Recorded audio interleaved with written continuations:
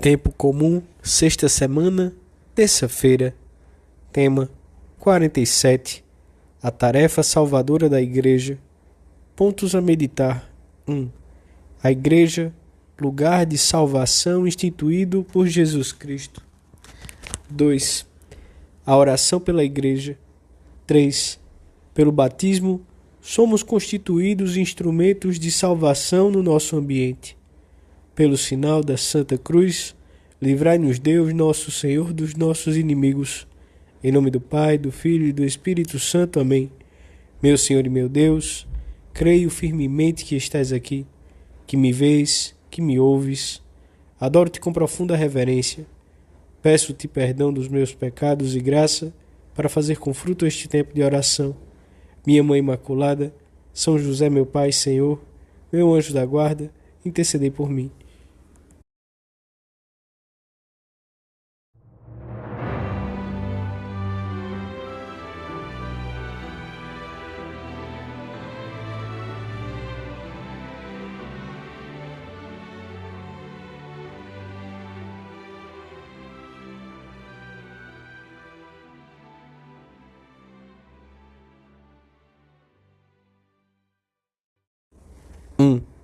O Gênesis narra que, vendo o Senhor como crescia a maldade do homem e como o seu modo de pensar era sempre perverso, se arrependeu de tê-lo criado e pensava em varrê-lo da superfície da terra.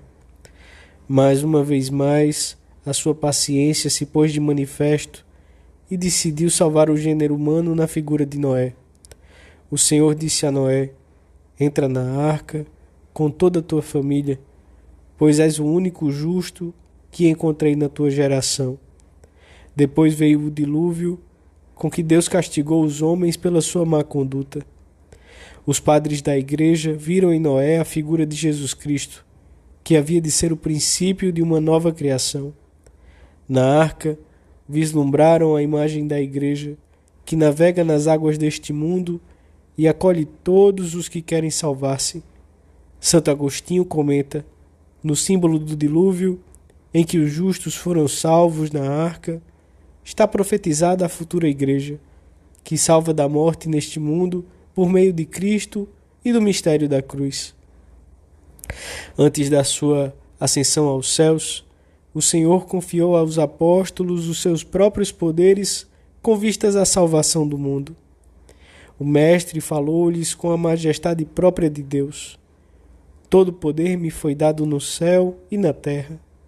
E depois, e fazei todos os povos meus discípulos.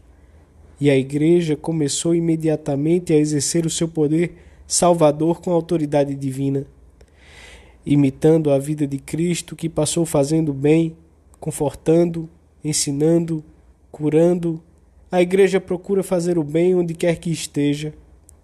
Ao longo da história, têm sido muitas as iniciativas dos cristãos e de variadíssimas instituições da Igreja destinadas a remediar os males dos homens, a prestar uma ajuda humana aos necessitados, aos doentes, aos refugiados, etc. Essa ajuda humana é e será sempre grande, mas é ao mesmo tempo muito secundária. Pela missão recebida de Cristo, a Igreja aspira a muito mais: a dar aos homens a doutrina de Cristo e a levá-los à salvação.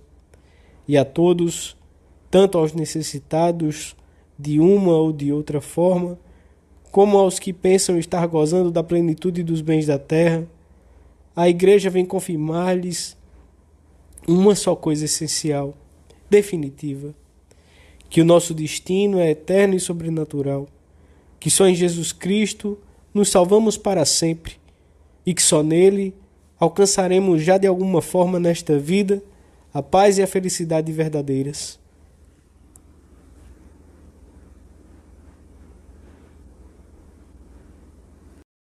Dois. A pessoa do Sumo Pontífice, a sua tarefa, a serviço da Igreja Universal, a ajuda que lhe prestam seus colaboradores mais diretos, devem ocupar diariamente um lugar primordial nas nossas orações. Dominus conservet eum, et vivisset eum. 2. A pessoa do Sumo Pontífice, a sua tarefa a serviço da Igreja Universal, a ajuda que lhe prestam os seus colaboradores mais diretos, devem ocupar diariamente um lugar primordial nas nossas orações. Dominus conservet eum, et vivificet eum, et beatum faciat eum in terra, et non tradet eum in animam inimicorum eius. Ensina-nos a pedir a liturgia, que o Senhor o conserve e lhe dê vida, e o faça feliz na terra, e não o deixe cair nas mãos dos seus inimigos. O peso que o vigário de Cristo deve carregar sobre os ombros com solicitude paternal é esmagador. Basta que nos detenhamos a considerar a resistência com que é combatido pelos inimigos da fé. Basta que nos apercebamos da pressão que exercem contra sua autoridade os que abominam o ímpeto apostólico dos cristãos, para nos sentirmos ungidos a pedir ardentemente ao Senhor que conserve o sumo pontífice, que o vivifique com seu alento divino, que o faça santo e o encha dos seus dons, que o proteja de modo especialíssimo. No Evangelho da missa de hoje, o Senhor pede aos seus discípulos que estejam alerta e se resguardem de um fermento, o dos fariseus e o de Herodes. Não se refere aqui ao fermento bom que os seus discípulos estão chamados a ser, mas a outro, capaz também de transformar a massa por dentro, mas para o mal. A hipocrisia farisaica e a vida desregrada de Herodes, que só se movia por ambições pessoais, eram um mau fermento que contagiava a massa de Israel, corrompendo-a.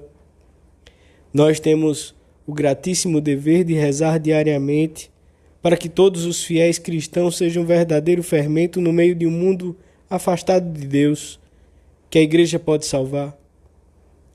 Estes tempos são tempos de provar e devemos pedir ao Senhor, com um clamor que não cesse, que os encurte, que olhe com misericórdia para a sua Igreja e conceda novamente luz sobrenatural às almas dos pastores e a de todos os fiéis. Não podemos negligenciar este dever filial para com a nossa mãe, a Igreja, misteriosamente necessitada de proteção e de ajuda. Ela é mãe, e uma mãe deve ser amada. O mau fermento da doutrina adulterada e dos maus exemplos ampliados e difundidos por pessoas sectárias causam um grande mal às almas. Sempre que nos encontremos perante surtos violentos de falsas doutrinas, perante situações claramente escandalosas, devemos perguntar-nos no nosso exame de consciência: que fiz eu para semear a boa doutrina? Que faço para os meus filhos, os meus irmãos, os meus amigos adquiram a doutrina de Jesus Cristo? Qual é a qualidade da minha oração e da minha mortificação pela Igreja? Devemos pedir também por todos os pastores da Igreja de Deus, pelos bispos que cerram fileiras em torno do Papa. É antiquíssima a oração com que os fiéis rezam pelo bispo do lugar. Stetet pascat in fortitudine tua, Domini, in sublimitate nominis tui. Esteja e apacente na tua fortaleza, Senhor, na sublimidade do teu nome. Os pastores da Igreja têm sempre uma grande necessidade do favor divino para levarem adiante a sua missão. Temos a responsabilidade de ajudá-los e para isso pedimos a Deus que os sustente e os ajude a apacentar o seu rebanho com fortaleza divina e com a suavidade e altíssima sabedoria que vem do céu. Todos os dias, na Santa Missa, com estas ou outras palavras das demais orações eucarísticas, o sacerdote reza: pela vossa Igreja dispersa pelo mundo inteiro, concedei-lhe paz e proteção, unindo-a num só corpo e governando-a por toda a terra, pelo vosso servo Papa, pelo nosso Bispo e por todos os que guardam a fé que receberam dos apóstolos. Unindo-nos ao sacerdote, podemos assim rezar pelas intenções do Papa e dos bispos, pelos sacerdotes, pelos religiosos e por todo o povo de Deus, como também por aquele que, dentro do corpo místico de Cristo, esteja nesse momento mais necessitado de auxílio. Assim, viveremos com naturalidade o dogma da comunhão dos santos.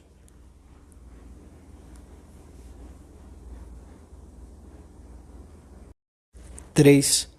Numa carta de São João Leonardi ao Papa Paulo V, 1605 a 1621, que lhe pedia alguns conselhos para revitalizar o povo de Deus, o santo dizia: quanto a estes remédios, já que hão de ser comuns a toda a igreja, seria preciso fixar a atenção, antes de mais nada, em todos aqueles que estão à testa dos outros, para que assim a reforma começasse pelo ponto a partir do qual deve estender-se às demais partes do corpo. Seria necessário pôr um grande empenho em que os cardeais, os patriarcas, os arcebispos, os bispos e os párocos, aos quais se confiou diretamente a cura de almas, fossem tais que, se lhes pudesse confiar com toda a segurança, o governo da grei do Senhor. Não deixemos de pedir cada dia pela santidade de todos eles, que amem cada dia mais a Jesus presente na Sagrada Eucaristia, que rezem com uma piedade cada vez maior à Santíssima Virgem, que sejam fortes, caritativos, que tenham um grande amor pelos doentes e pelos necessitados, que cuidem com esmero do ensino do catecismo, que deem um testemunho claro de desprendimento e de sobriedade. Mas a Igreja somos todos os batizados, e todos somos instrumentos de salvação para os outros quando procuramos permanecer unidos a Cristo no cumprimento fiel dos nossos deveres religiosos. A Santa Missa, a oração, os atos de presença de Deus durante o dia. Quando somos exemplares no cumprimento dos nossos deveres profissionais, familiares, cívicos, quando nos empenhamos numa ação apostólica eficaz na trama de relações em que decorre a nossa vida. Avivemos a nossa fé. O povo de Deus, ensina o Concílio Vaticano II, deve abarcar o mundo inteiro, reunindo todos os homens dispersos, desorientados. E para isso, Deus enviou seu Filho, constituído herdeiro universal, a fim de que fosse o nosso mestre, sacerdote e rei. Podemos hoje recordar o Salmo 2, que proclama a realeza de Cristo, e pedir a Deus Pai que sejam muitas as almas em que o Senhor reine, muitos os povos que acolham a palavra da salvação que a Igreja proclama, já que também a ela, como nos recorda a Constituição Lumen Gentium, foram dadas em herança todas as nações.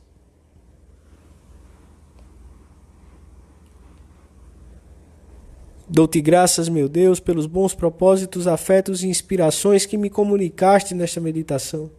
Peço-te ajuda para os pôr em prática. Minha Mãe Imaculada, São José, meu Pai, Senhor, meu anjo da guarda, intercedei por mim.